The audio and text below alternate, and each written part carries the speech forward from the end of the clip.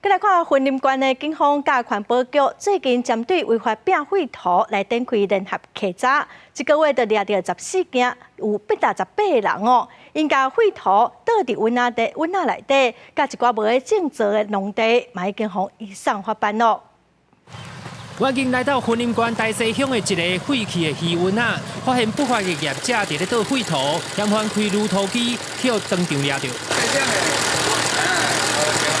沙石车的车道将废土倒入去农地，怪手驾驶座的摄影镜头拄好翕到画面，拢去警方查扣。云林警方甲环保局联合稽查小组，也个出动空拍机来搜证。除了渔温仔，伫咧较低的农牧用地，也拢有发现应件废弃物。已经不会修，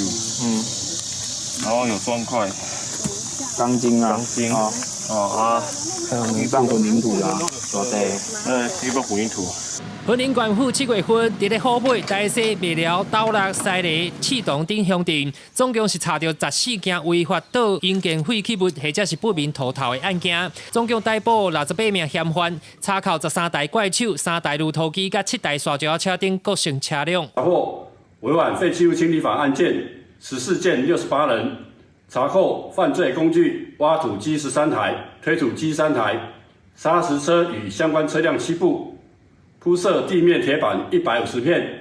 及手机等犯罪工具1批。警方以涉嫌违反废弃物清理法将嫌犯移送法办。目前总共有15个人成业警件核准，后续的面临相关的刑责，也需要支付清除废弃物的费用以及地政处的行政罚款。记者云林报道。